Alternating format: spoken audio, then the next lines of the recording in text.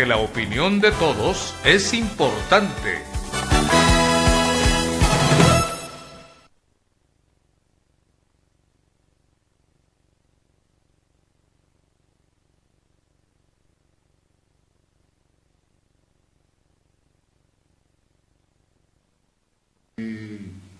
Una mañana estupenda en Quito, como nos tiene acostumbrado el famoso cielo de Quito. Ayer en la noche llovió, pero hoy el cielo es azul, un azul resplandeciente como el cielo de Quito, como las mujeres de Quito, dice la canción, y eso dice mucho. En este nuevo programa de Libertad de Expresión tenemos el gusto de contar con la presencia del señor Benjamín Chávez Roales. Él es un joven empresario, es político, es gremialista, ha desempeñado varias funciones dentro del sector de la pequeña y mediana industria, ha sido funcionario público, pero más dedicado ahora a temas empresariales, es un emprendedor.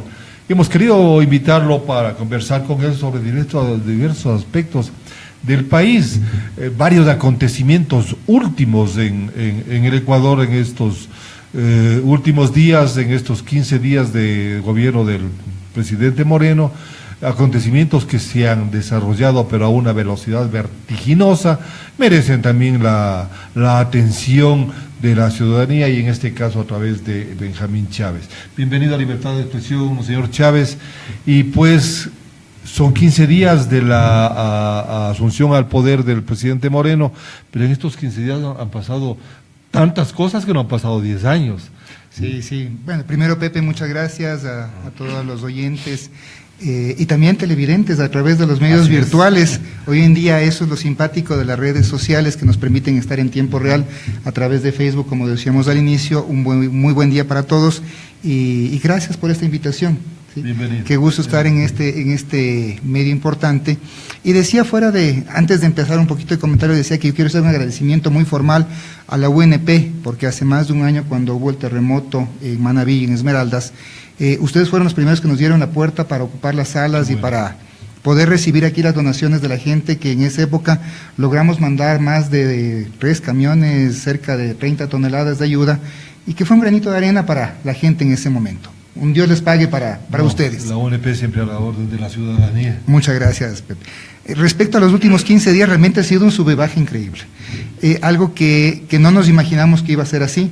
Todos pedíamos desde hace algún tiempo, desde hace algunos años, un cambio de política. Hay que reconocer que hay un cambio de política en algunas cosas y en otras un cambio de política que realmente produce miedo. Específicamente el tema de Contraloría, el tema de la Fiscalía, la lista de Odebrecht. En el sector empresarial también hay cambios que se han generado. Un ministro de Comercio Exterior vinculado con uno de los grupos económicos más grandes del país, me refiero a Pablo Campana, un ministro de Turismo con experiencia en el área como es Enrique Ponce de León, una ministra de Industrias con conocimiento, también es candidata a la vicepresidenta como Eva García, una ministra de Agricultura que realmente no tengo el gusto de conocerla, no sé su experiencia, sé que viene desde la costa o impuesto por grupos políticos de la costa, y esperemos que ojalá ese cierre que se debería hacer en el sector productivo desde la producción primaria y a través de la producción del sector turismo y del sector industrial logre vincularse bien con la producción agrícola en nuestro país. Usted mencionó al principio un tema que es de actualidad y un tema muy importante, el tema Contralor, un controlador descontrolado, y pues los acontecimientos del Contralor actual en vacaciones, dice él, en vacaciones por motivos de salud, bueno, debemos creerlo, pero como que no ha controlado nada. Bueno, primero que mucha coincidencia, ¿no? O sea, además, unos días antes de que salga o de que haya la orden de allanamiento, tiene vacaciones forzadas. Yo sí quisiera tener esa suerte alguna vez de poder tener vacaciones, porque cuando uno hace empresa o genera empleo no puede tener vacaciones, desde el último que tiene. Pero independientemente de eso, sí me parece un poco raro, me afectó mucho, y digo como ciudadano el día de ayer el video, independientemente no le conozco al subcontralor, pero sí me afectó mucho que un contralor que está con permiso desde hace 8 días, 10 días, emita una una decisión de remover al Contralor estando fuera de sus funciones, cuando lo correcto era que el Contralor subrogante, en este caso, tenía que ejercer cualquier actividad desde que el Contralor sale sale en periodo de vacaciones. Me pareció rarísimo, realmente nunca antes lo había visto, y yo sí quisiera algún momento, si uno va al SRI, decirle, vea, ¿sabe qué? En esa época que tenía que pagar impuestos, yo estaba de vacaciones, entonces le dejé a mi subgerente que estaba también de vacaciones y después le nombré, a ver qué me dice el SRI. O sea, realmente sería una cosa muy, muy simpático. O que ustedes cuando convocan a una elección, como Unión Nacional de Periodistas, digan, el día que son las elecciones todos se enferman y no pueden venir a las elecciones y mandan, o sea, hay cosas que realmente no juegan, o sea, realmente sí me preocupó mucho. Un Contralor que deja mucho que desear, bastante, que nos deja como ciudadanos muy preocupados, porque independientemente de que haya sido o que su origen venga desde la época de Lucio Gutiérrez, también de ingrata recordación para los ecuatorianos, pero se ha mantenido durante 10 años en el gobierno de Rafael Correa muy y ahora hábil. Fue ratificado. ¿Será habilidad o qué será? Yo creo que hay una palabra que es un poquito más fuerte, que se llama muy astuto, ¿no? Ajá. Y eso ya, yo creo que es más fuerte que hábil. No salgo de lo grotesco, entonces por eso no puedo ya ser sujeto de juicio, porque ahora están de moda los juicios por parte del Contralor, pero sí muy astuto, y eso también deja mucho también que pensar. ¿Cómo podemos nosotros confiar en una Contraloría que se habla de que han habido cambios en las glosas para manipular o para ejercer presión sobre la parte política? ¿Cómo puede ser posible que tengamos un Contralor que no controló? Qué penoso, Pepe, y como ecuatoriano, o sea, claro. Una cosa es que seamos empresarios, otra cosa es que seamos ciudadanos, pero al final todos dependemos de la política. Y más que nada en el rol del empresario, el ver todo este tipo de actos dolosos, negativos, bueno, el empresario dice, si ellos hacen, o muchos empresarios dirán, si ellos hacen así, porque yo no. Entonces quizás es un círculo. No, Pepe, ¿sabe qué? Hay una cosa interesante aquí. El ecuatoriano, voy a utilizar una frase que decían desde hace tiempo, ¿no? Los buenos somos más. El empresario ecuatoriano nunca fue malo. Hay casos, como hay el Contralor dentro de la parte política, hay empresarios dentro de la parte empresarial que no pagaban impuestos, que no pagaban el sueldo a los trabajadores, pero son pocos. Lastimosamente por eso se estigmatizó mucho al empresario, y decíamos también fuera de micrófono que empezamos a tener miedo de decir que éramos empresarios porque nos caía el SRI, nos caía el Ministerio de Relaciones Laborales, ahora el Ministerio de Trabajo, o nos quedaban viendo feo, nos decían hambreadores, explotadores, pelucones y todos los epítetos, cuando hay un número que nos olvidamos, de 3.800.000 personas que trabajan, que es la que estamos actualmente en relación de dependencia, apenas 600.000 puestos son generados por el sector público, y más de 3 millones son generados por el sector privado. Entonces, no tiene por qué darnos vergüenza. Al contrario, somos el motor de este país. A ver, sáqueme una duda también. ¿Empresario es el que vende el periódico en la calle? Sí, porque está haciendo empresa, porque trabaja su familia, porque paga impuestos de manera directa o de manera indirecta. Empresario es el que vende hot dogs en la calle. Empresario es el que vende hot dogs ya en una franquicia. Empresario es el que hace textiles, el que construye casas. Pero no somos malos. Y eso no hay que tener vergüenza de decirlo. Entonces, no pensemos que porque el Contralor hace esto, el sector privado va a decir, no, yo también lo hago. No, para nada. Sabemos que hay que pagar impuestos y lo pagamos a tiempo. Hoy en día es tan fácil entrar al portal del SRI y revisar cuánto uno paga de impuestos y decir, bueno, este sí está pagando, ¿no? Paga más, paga menos, hay gente que todavía hace trampa, pero no solamente es del empresariado. Es también el político, es también el profesor. Cultura, ¿no? Así es. Es cultura de se educación. ha reducido y eso es bueno. Así es. Y el resultado de eso tenemos un presupuesto que casi 16.000 millones está financiado por los impuestos de los ecuatorianos. ¿Sí? Entonces, eso es interesante. Usted mencionó hace un momento un tema que es muy importante, la estigmatización del empresariado ecuatoriano. Bueno, hay que decirlo claramente, en el gobierno anterior, ¿no? Pero ahora, en cambio, el presidente Moreno, en su discurso de posesión, él anunció una apertura al empresario y dio una muestra, quizás nombrando a un ministro de Comercio Exterior proveniente de un fuerte sector empresarial, a una muy inteligente ministra de Industrias. Trabajó en la Cámara de Comercio de Guayaquil, es candidata a la vicepresidencia, con un partido nada afín al actual. Y así podríamos citar otros miembros del gabinete, ¿no? Bueno, sí, es afín a la política actual. La izquierda democrática es... Bueno, pero... Es un ala hoy en día. Pero no se puede hablar de una izquierda democrática como la anterior, ¿no? Eso sí, totalmente de acuerdo. Entonces, lamentablemente, un partido muy organizado, muy disciplinado, pero no se puede hablar totalmente de una... Pero de todas maneras, gente muy vinculada al sector empresarial que el gobierno del presidente Moreno le ha dado oportunidad para que demuestre lo que son los empresarios. Entonces, eso es válido, es muy válido. El manejo de la economía del Ecuador no incluye solamente el pagar cuentas. El manejo de la economía del Ecuador incluye, aunque sea redundante, ser un gobierno incluyente a todos los sectores. Yo sé que incluyente van de la mano, pero es necesario reforzar ese concepto.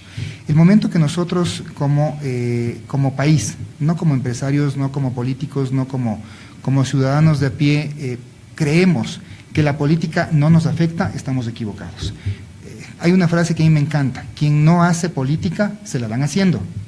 Entonces, es momento realmente de empezar no a cuestionar, ¿sí? Yo sí dejo todavía un poquito en tela de duda, o a lo mejor en el concepto de la buena fe, creer que Lenín Moreno va a dar un cambio a través del primer discurso respecto al sector productivo.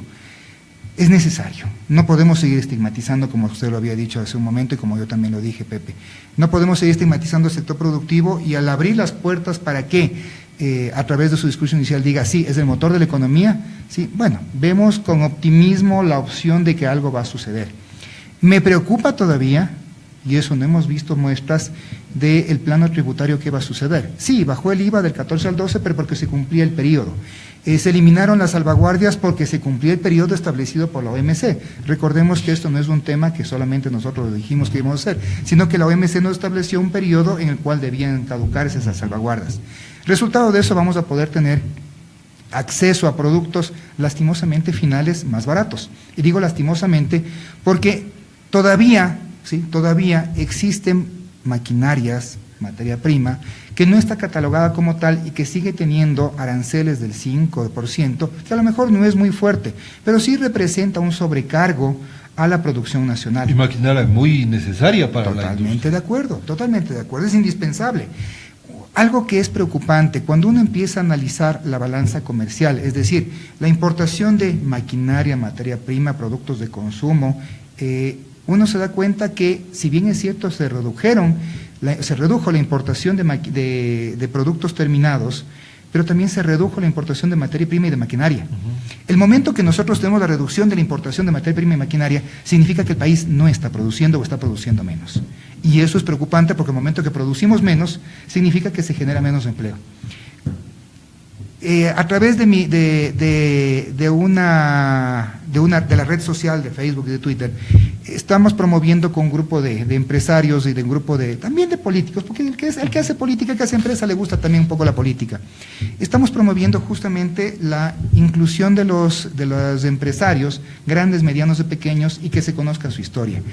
Y es penoso, por ejemplo, en los próximos días saldrá la historia a lo mejor dice, bueno, o sea, ¿cuál es el problema de un cambio de aceite? Sí, pero un cambio de aceite, un negocio que queda por el norte de Quito, que hasta hace 5 años tenía 2 locales, daba trabajo a 17 personas, ahora tiene un local y da trabajo a 3 personas. Qué lástima. Entonces, si es que solamente depende de un plano comercial, en este caso, como es vender productos a través de la intermediación, hay casos similares de empresas que tenían 3 turnos, 24 horas al día, sí, o sea, 24 horas al día, 7 días de la semana, y hoy en día están con un turno de 6 horas. De 80 trabajadores han bajado a 20. Entonces, es preocupante. Eso significa que se está perdiendo el empleo, y cuando hablamos de los 350,000 empleos que se perdieron en el último año, es cierto, y eso hay que trabajar juntos para poder salir adelante. Uno de los postulados del gobierno anterior fue que, entre otras cosas, fue la de convertir al Ecuador en un país productor de conocimiento, un país que exporte no materia prima, sino ya producto terminado, producto acabado. pero los empresarios, y al menos los empresarios pequeños, tuvieron oportunidad para eso. Pepe, qué pena decirlo, el momento que yo tengo un anticipo de impuesto a la renta, ¿sí?, en donde independientemente si gane o pierda, tengo que pagarlo, eso me merma a mí como empresario la posibilidad de invertir o de reinvertir en nueva maquinaria. ¿Sí? El momento que tengo un IVA del 14%, el momento que tengo restricciones a la importación de productos intermedios, finales o materia prima, me quita la capacidad de poder producir. El momento que yo tengo una restricción en el mercado interno y en donde sí, se ha dado paso a través de las compras públicas de que haya más inclusión de los pequeños y medianos productores, pero lastimosamente se siguió dependiendo de los productos importados y no se dio prioridad, a pesar de que se diga que hay una priorización o priorización sí, del 5% de la producción nacional sobre el producto importado, no se trabajó así.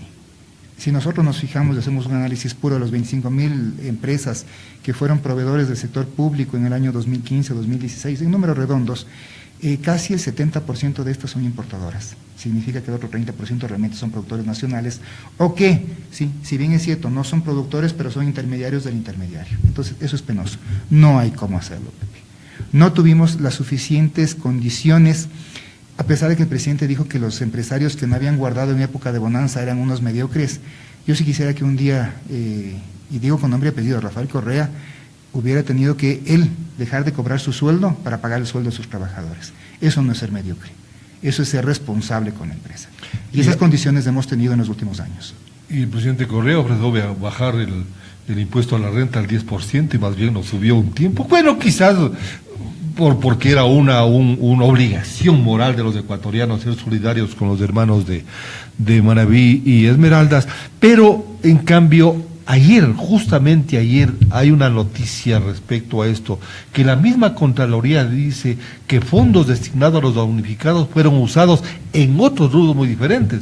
O sea que las palabras se les lleva el viento, ¿no? Bueno, a ver. Y el dinero se han llevado a otras cosas. Voy a hablar como si fuera del otro lado, ¿no? Como si tuviera mi corazón con el partido, con el gobierno que terminó. Y en este momento, si nos ponemos por ese lado, decía, pero ¿qué capacidad tiene la Contraloría de decir algo si el Contralor ha sido quien es? Entonces, lastimosamente, yo creo que el golpe que le pegan a la Contraloría, independientemente del controlador que esté en funciones, afecta mucho a su credibilidad. Y eso es penoso, porque antes la Contraloría era considerada como un organismo de control.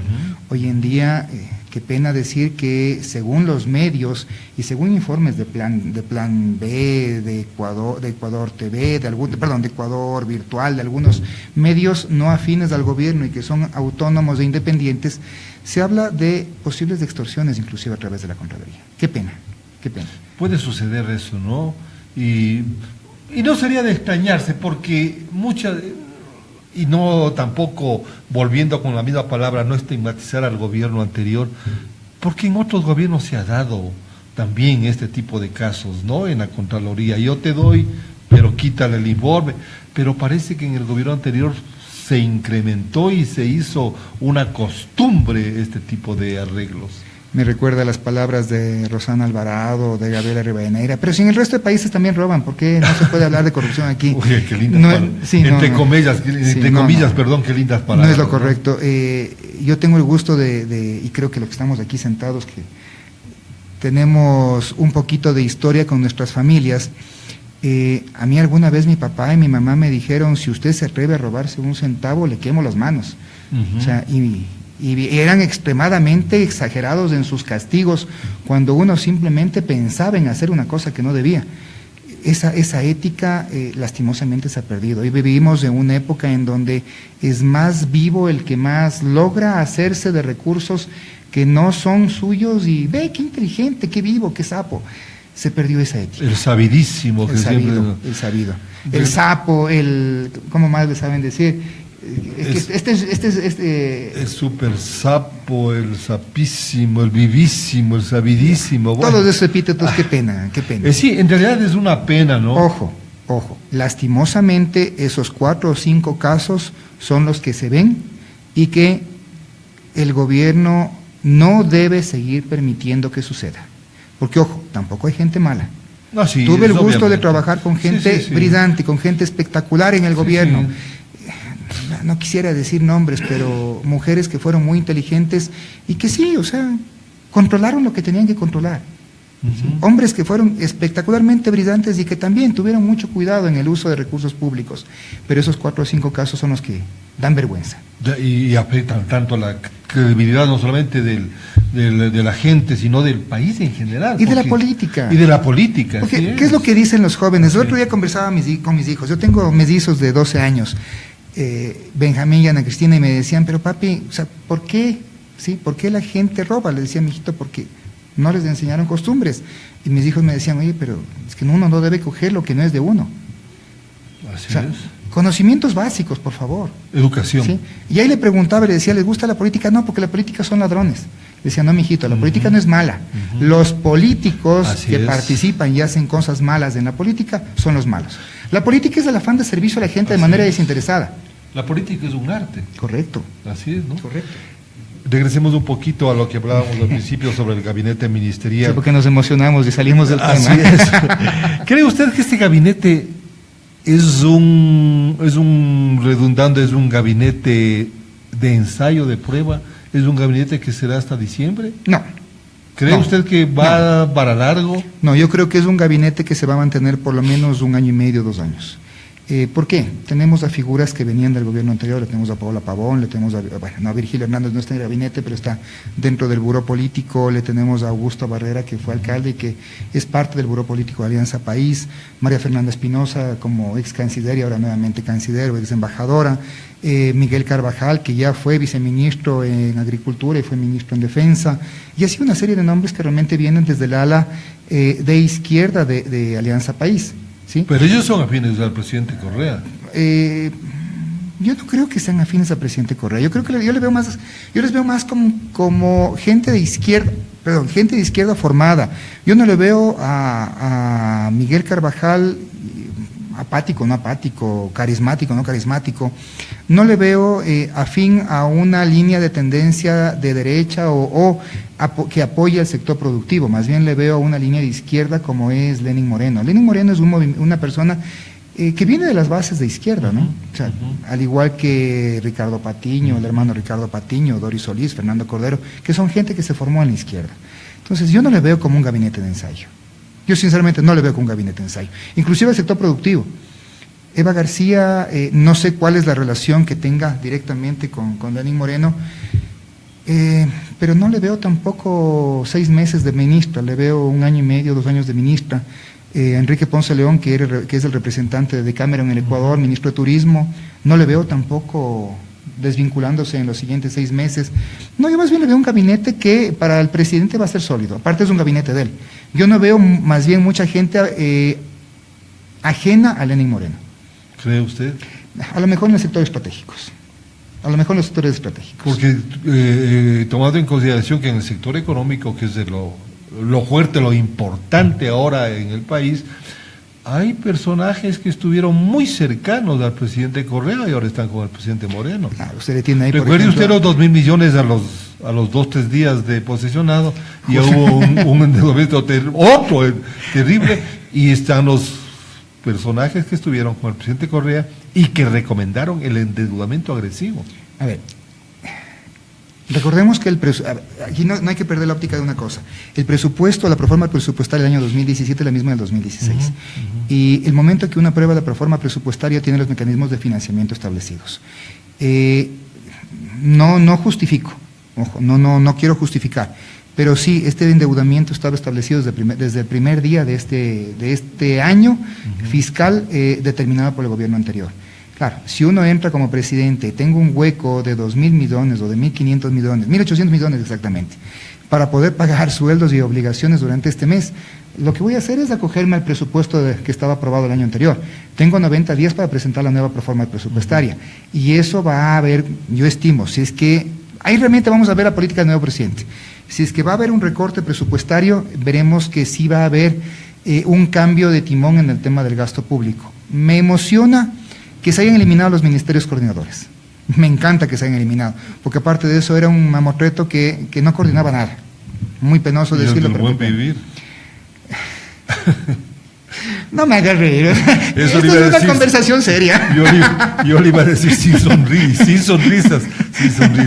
Pero bueno, claro, Perdón, como chiste. Bueno, o sea, me pareció genial un meme que me llegó el otro día que dice que le han propuesto que vaya de embajador a Egipto, Freddy Ehlers, ¿no? Pero que no acepta porque no le gusta el camello. Es la picardía y Sí, la inteligencia de la gente ecuatoriana, ¿no? Me fascinó y realmente sí, o sea, pero sí, había que eliminar algunas cosas. Yo creo que hay que eliminar otras instituciones más. ¿Eliminar burocracia? Totalmente. Sí. Y hay que devolver al burócrata el papel que tenía, ¿no? O sea, el burócrata debe volver a creer o volver a pensar de que es un apoyo para el ciudadano. No es un juez ni castigador, ni es el que tiene siempre la verdad.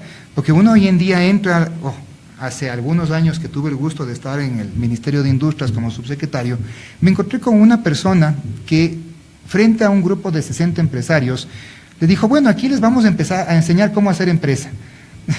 A gente que facturaba 10, 15 millones de dólares, ¿sí? Un burócrata que nunca en su vida había hecho empresa. O sea, lastimosamente ese era el sentir del burócrata en estos últimos años. Veamos cómo reaccionan y veamos cómo realmente logra esa burocracia entender que el sector privado es el motor de la economía de nuestro país. Me parece que el acuerdo que se firmó con la Unión Europea en el gobierno del presidente Correa es uno de los, personalmente lo digo yo, como José Camino, es uno de los pocos aciertos del gobierno anterior, la firma del acuerdo con la Unión Europea. ¿Qué beneficio le va a traer al empresario pequeño más que nada?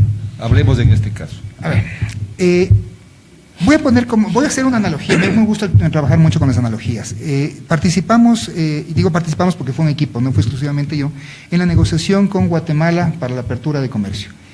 En el primer mes se logró exportaciones de micros, pequeños y medianos productores por $5 millones a un país como Guatemala.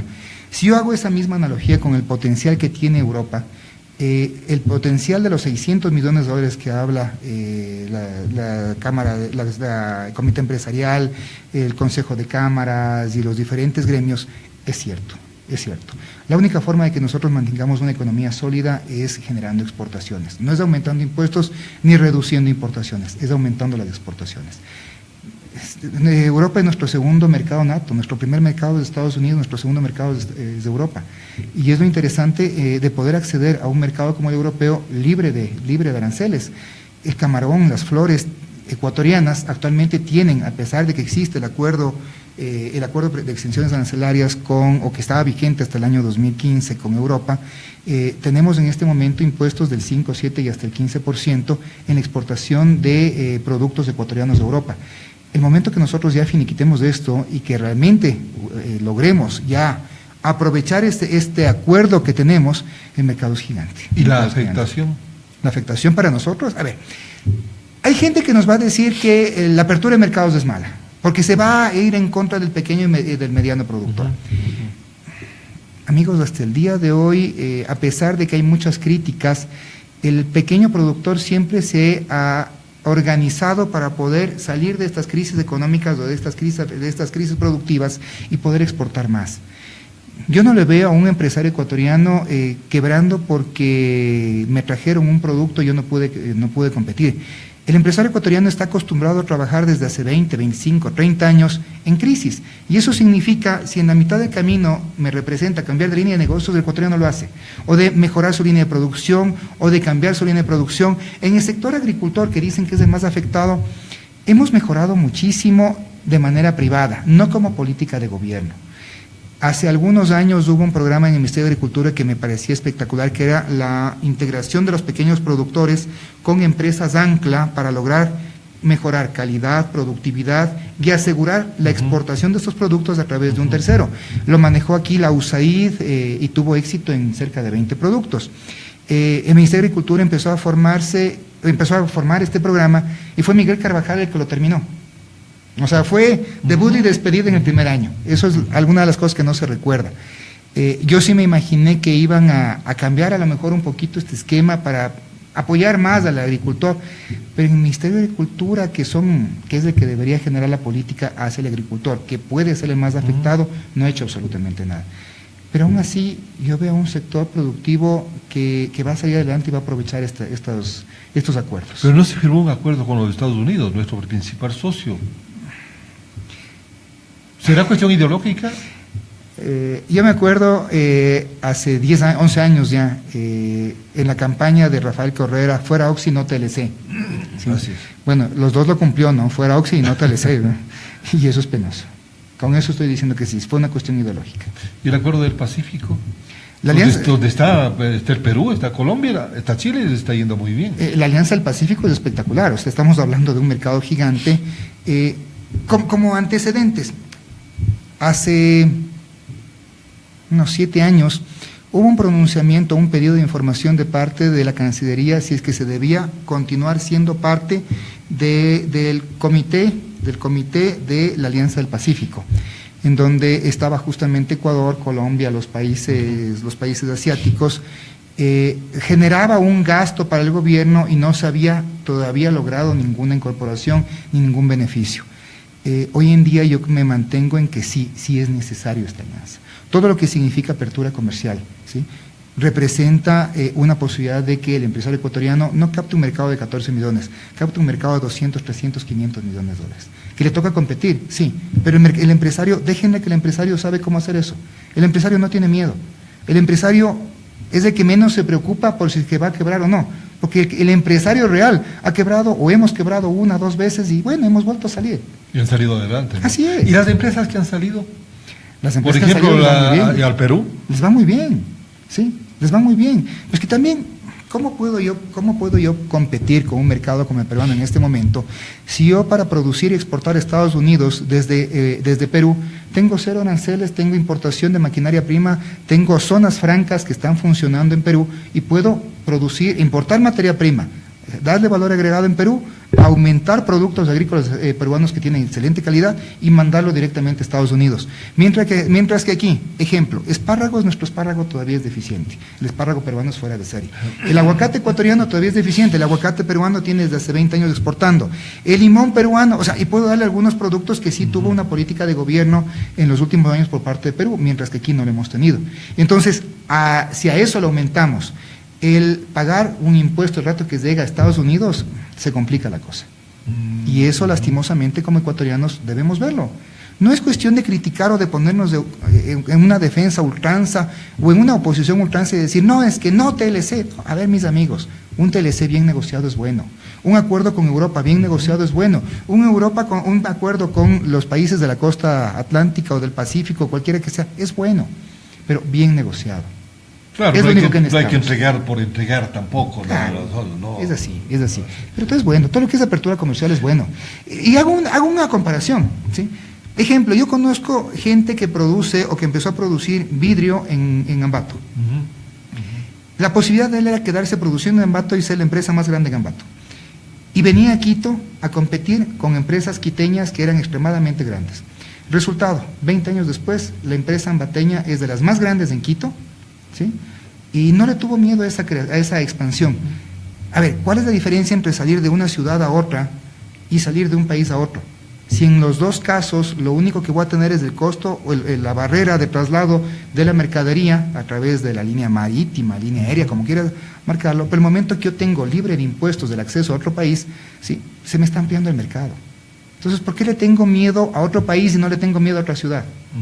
Entonces, a mis amigos de extrema izquierda que consideran que los acuerdos de libre comercio con otros países son malos, no le tengan miedo. Es más, a mis amigos de izquierda que son un poquito idealistas o ideólogos, pónganse a producir y van a ver la diferencia que es. Totalmente. Una cosa es con violín y otra con guitarra. Correcto. El inteligente refrán, ¿no? Tuvimos en la época de campaña, yo no apoyé a la candidatura de Alianza País, no porque Lenín Moreno me genere o me represente una mala persona, sino por quien era su vicepresidente. Y lo digo claramente y lo dije en público. Y hoy día lo ratifico. Y tuve un Twitter que me pusieron en esa época y me decían, paga mejor el banco que el gobierno. No es que paga mejor el banco que el gobierno, ¿sí? Es cuestión de que la lógica nos obliga a tomar un partido y decir, apoyo al que se genere empleo en el gobierno o apoyo a que se genere empleo en el sector privado. Yo apoyo que se genere empleo en el sector privado. Indudablemente. ¿Y la Comunidad Andina de Naciones, el famoso Pacto Andino? ¿El Ecuador debe permanecer ahí o debe salir ya? Debe permanecer. La comunidad andina, y ojo, la comunidad andina de naciones está mal dicha, es la comunidad andina nomás. La comunidad andina nomás, Sí. así es. La comunidad andina es un espectro que lastimosamente no ha funcionado, no se ha permitido funcionar en la parte política con la moneda común como originalmente se propuso, pero nos ha generado beneficios, ¿sí? Nuestro principal mercado o nuestros socios comerciales inmediatos son Perú y Colombia por ser países vecinos.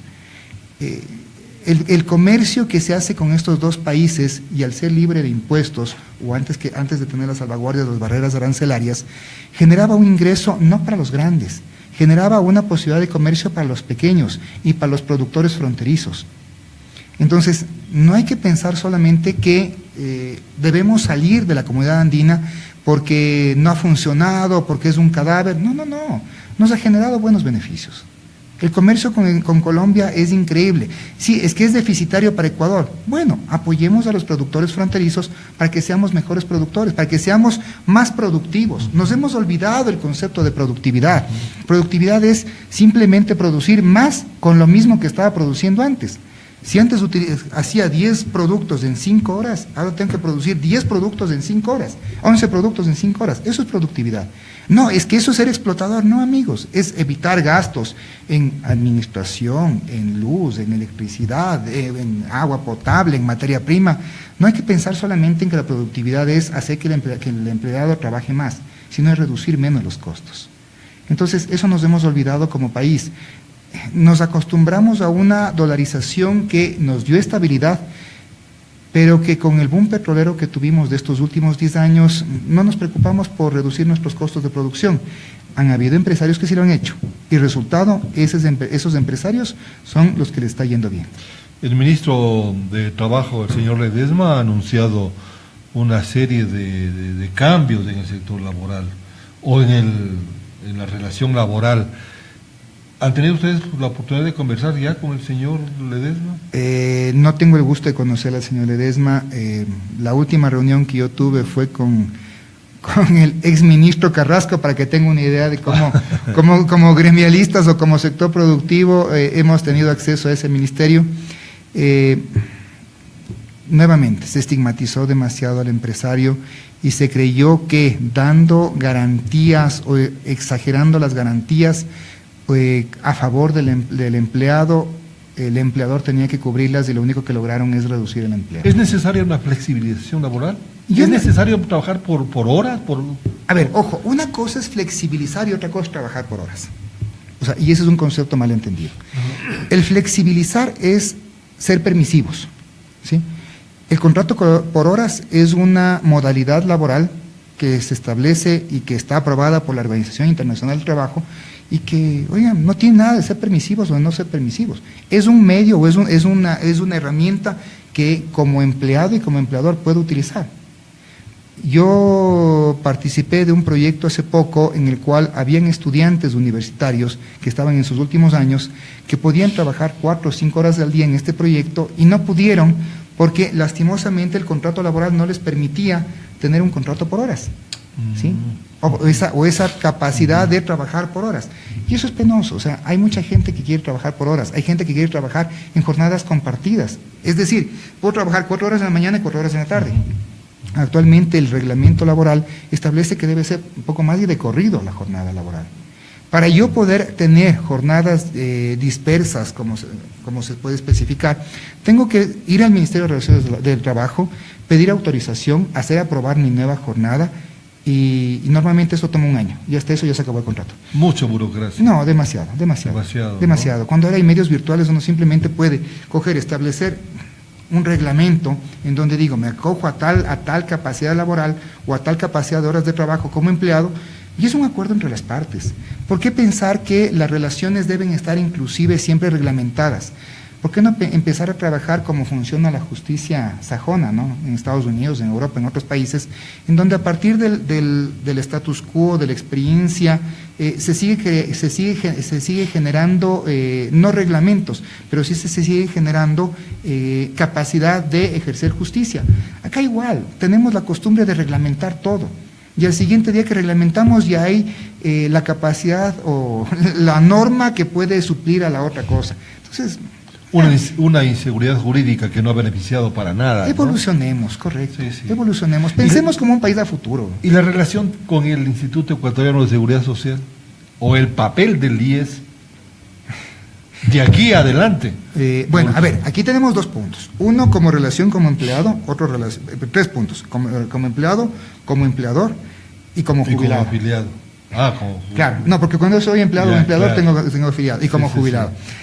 ¿A cuál de las 3 se refiere? Porque si me voy a la de jubilado estoy extremadamente preocupado. Si voy a la de afiliado no sé qué suceda con el IES después de 10 años y te tenga para pagarme por lo menos la atención médica, que ha sido mal utilizada. Ojo, lastimosamente los últimos, no 10 años, los últimos 20 años del IES se exageró el desperdicio de recursos dentro del Instituto Ecuatoriano de Seguridad Social. Y como empleador, la cuestión es fácil, es seguir la norma y punto. O sea, si yo tengo que pagar impuestos, tengo que pagar las prestaciones laborales al IES, oiga, tengo que hacerlo, no hay más. Hay situaciones, conozco empresas que están retrasadas en 8, 10, 15 meses porque no les han pagado sus cuentas, porque la producción ha reducido.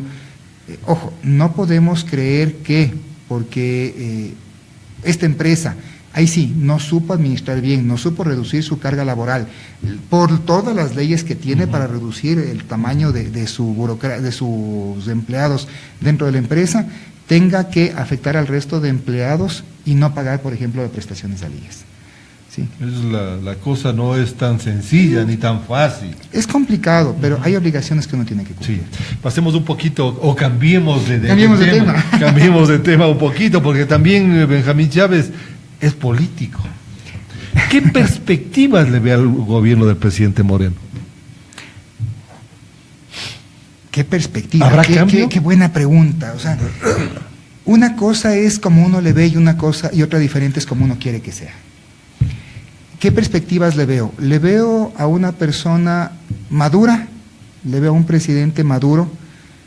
Ojo, no maduro como el de Venezuela, sino un presidente en su mentalidad maduro. No, como dice, sí, ni Dios quiera. Exacto, después vamos a tener problemas.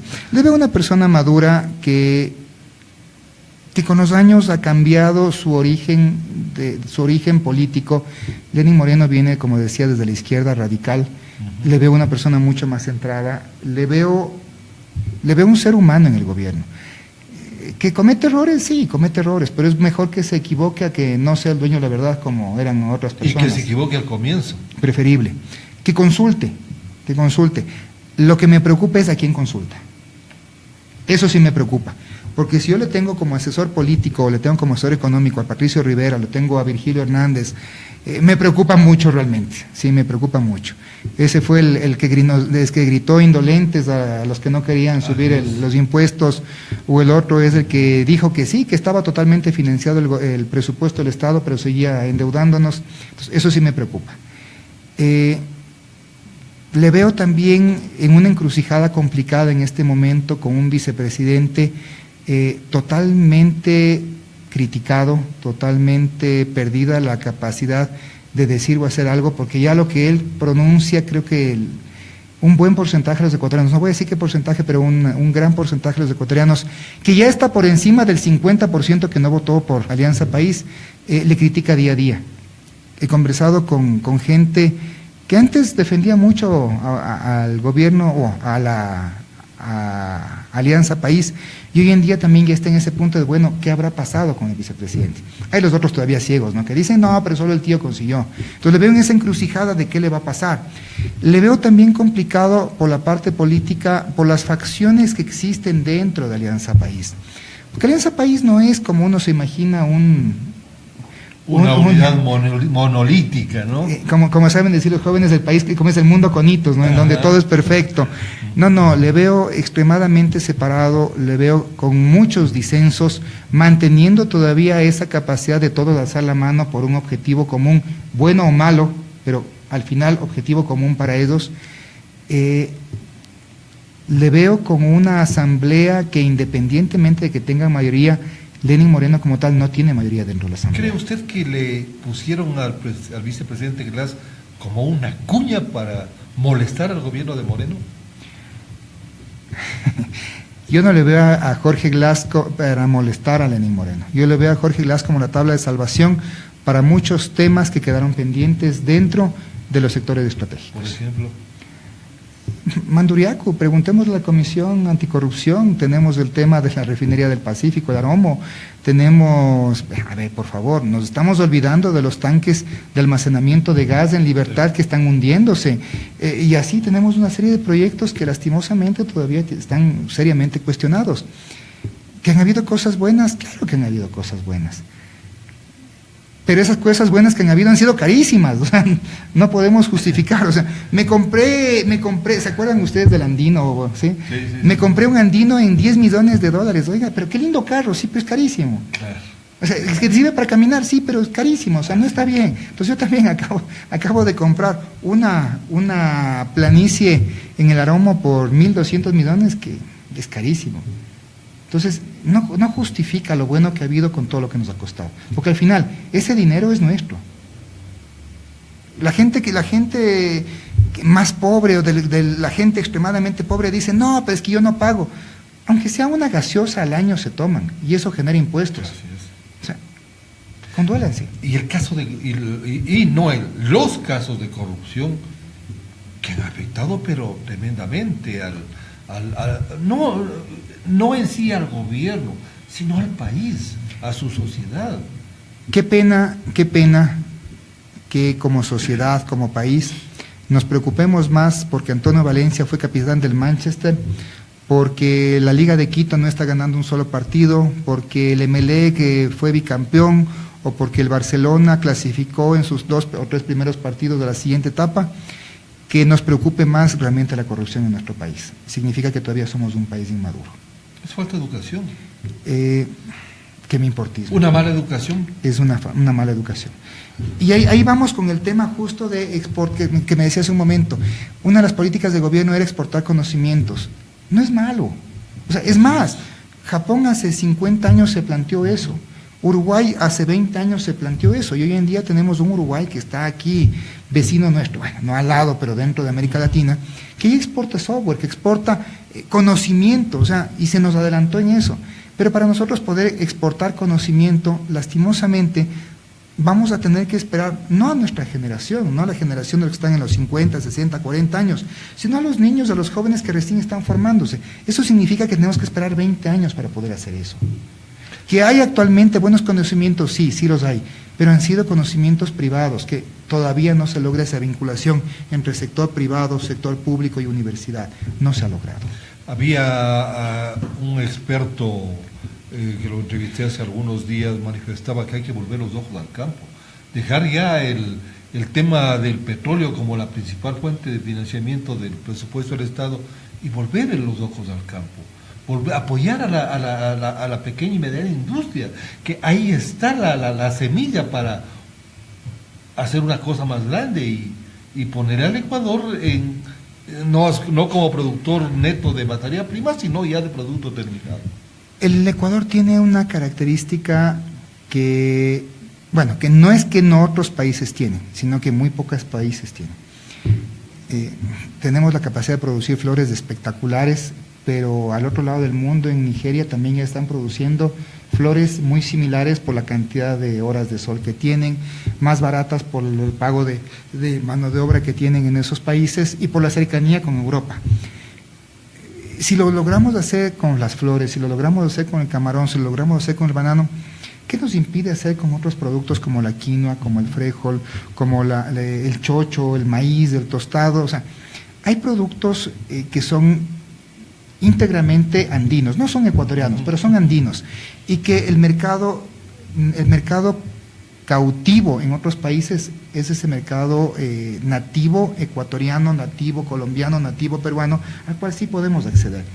Nosotros no vamos a ser nunca un gran productor de alimentos, pero sí podemos especializarnos en la producción de alimentos. Y ahí viene justamente esa capacidad de, a la producción agrícola, generarle valor agregado.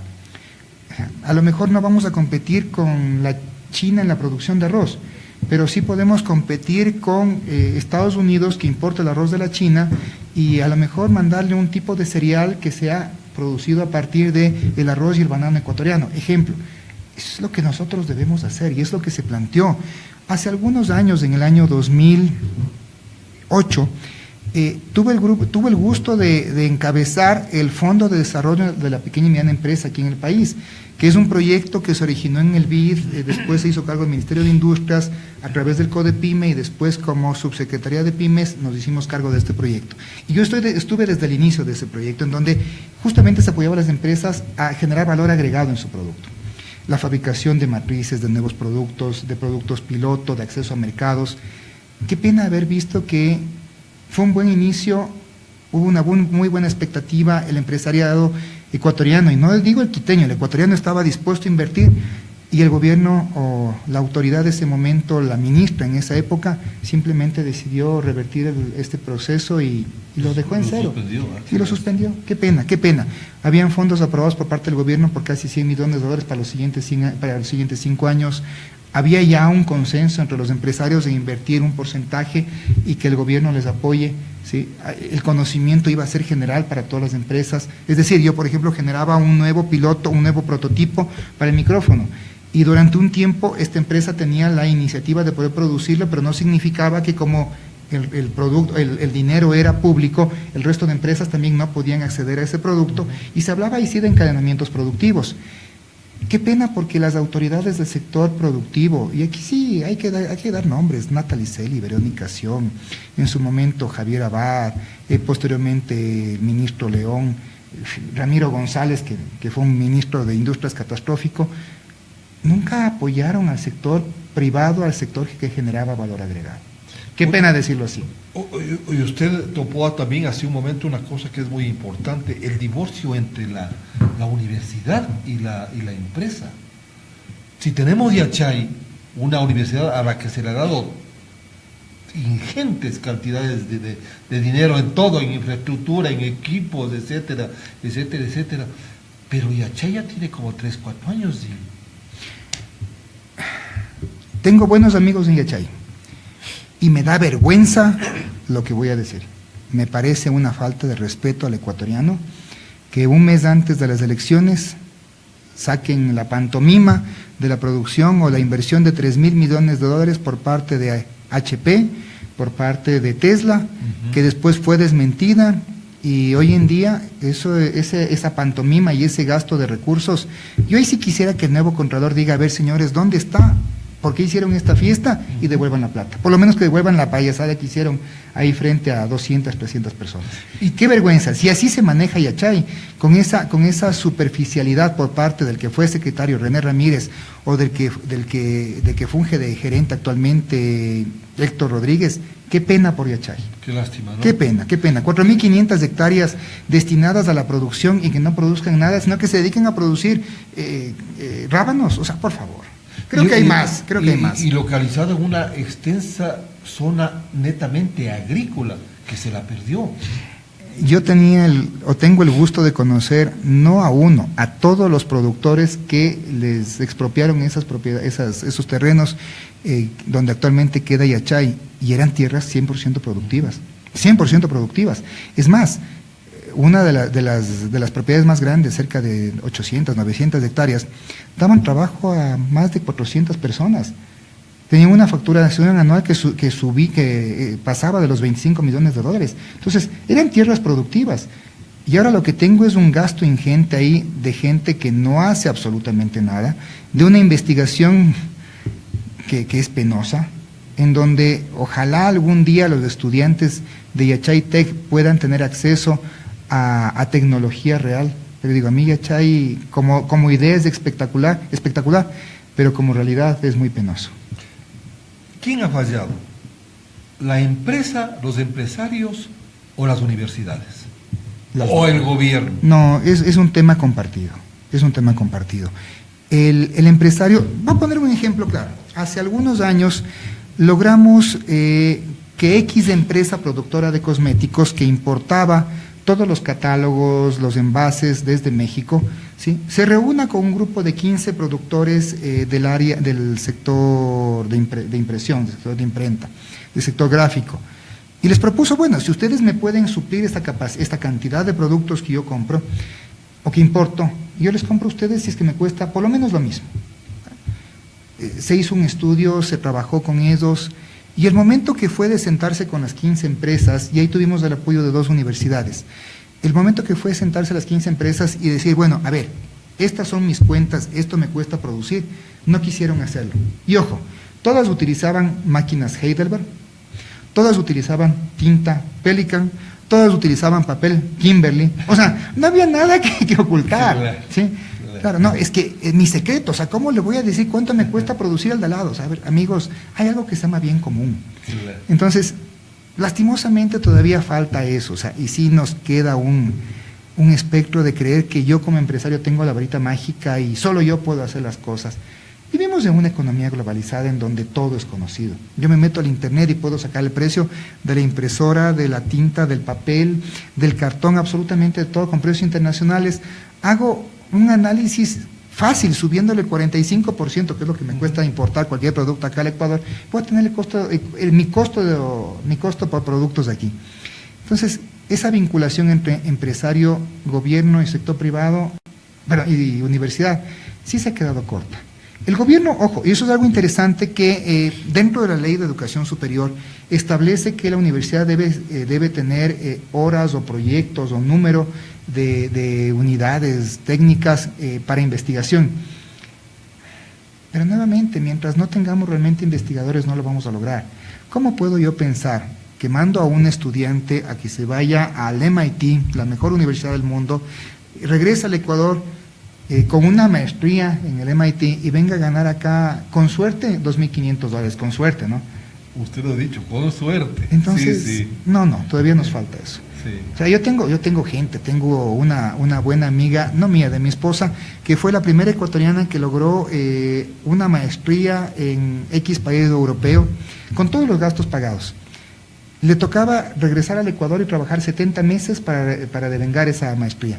Prefirió pagar la maestría y quedarse trabajando en el exterior ganando no 1, ni 2, ni 3, 15 veces más de lo que ganaba aquí. Entonces, mientras no haya esa política de homologación de sueldos para investigadores, sobre resultados, ojo, porque tampoco es cuestión de coger, graduarme, venir acá y ganar un montón de plata. No, sobre resultados. Mientras no haya la capacidad de que el sector privado, en vez de coger y pagar el anticipo del impuesto a la renta, pueda coger e invertir ese dinero en la universidad y que esos recursos se reviertan en investigación, no lo vamos a lograr. Finalmente, Benjamín, y terminemos con un tema político. ¿Esperamos los 100 días del presidente Moreno o lo esperamos menos? Bueno, hay que esperarle los 4 años en que le tocan. Eso sí. O sea, porque yo le digo, independientemente del gobierno que esté, hubiera ganado Guillermo Lasso, Lenín Moreno o cualquiera de los candidatos que estuvieron en la primera vuelta, yo creo que como país esa es la decisión que se tomó. Sea dada por el Consejo Electoral o sea dada por la población, es el presidente que tenemos. Y ya no estamos en el momento de estar cambiando de presidente cada momento. Pero sí, es de una posición también dentro de lo complicado tener el 50% de población en contra, que desconfía totalmente, no de Lenín Moreno, sino de todo lo que representa Alianza País de Atrás, cansado de todo lo que ha pasado en los últimos 10 años y que realmente el ecuatoriano abrió los ojos en los últimos 2 o 3 años. No avanzó, no fue lo suficiente, no nos dimos cuenta que la corrupción, que los excesos, los abusos, no afectan solamente a los que más tienen, sino que nos afectan a todos.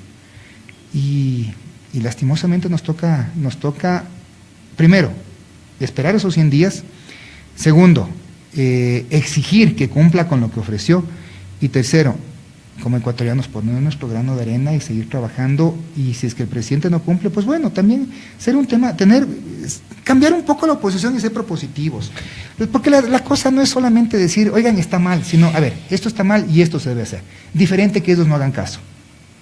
¿sí? Diferente que no hagan caso, pero sí creo que hay que cambiar esa forma de ser oposición y ser muy propositivos. Y que eso lo haga dentro de la ley, ¿no? Obviamente, no sí, podemos, sí, por como favor. bien usted lo dice, no podemos volver a épocas pasadas cuando teníamos 2, 3 presidentes, no en un año, sino en un mismo día, en 2, 3 días. Entonces existen leyes que respaldan el reclamo, la protesta ciudadana, que en muchos casos es muy justificada. Bueno, amigos, se nos terminó el tiempo. Cuando las cosas son muy interesantes, la conversación es amena, el tiempo pasa volando. Y este ha sido uno de estos programas donde las ideas han fluido, pues, muy espontáneas y muy rápidamente. Muy interesante la conversación con Benjamín Chávez. Esperamos, amigos acá en el país, amigos en el exterior, los amigos que nos siguen a través de Radio Unión, del Facebook, del YouTube, hayan quedado satisfechos con las expresiones, con el criterio, opinión de un joven empresario, de un joven político respecto a la situación del país, respecto al sector empresarial y de la pequeña y mediana industria. Un agradecimiento a ustedes por habernos acompañado en este programa, un agradecimiento a Benjamín Chávez y pues comprometerle para una próxima oportunidad que esté con nosotros para seguir conversando de este y tantos temas que interesan al país. Pepe, con todo gusto. Y me voy a robar 5 segundos. Por favor. Sí, somos un grupo de gente que quiere hacer política, formamos de movimiento ahora aquí en Pichincha, estamos en proceso ya de formalización por parte del Consejo Electoral, cumplimos con el número de firmas, cumplimos con los requisitos, así que esperamos que en los siguientes días ya nos den la legalización por parte de ellos, y les invitamos a que participen. El hacer política no es malo, lo malo es de hacer política mal. Así es. Así que a todos los jóvenes, a todas las mujeres, empresarios, artesanos, agricultores, carpinteros, que todo hemos trabajado en nuestra vida, bienvenidos sean y que nos visiten los días martes. Estamos en la 26 de diciembre con nuestra sede. Gracias a Benjamín, gracias a ustedes, amigos, reitero el agradecimiento y nos veremos el próximo martes. Escucharon Libertad de Expresión, un espacio radial donde todos pueden opinar, discernir y analizar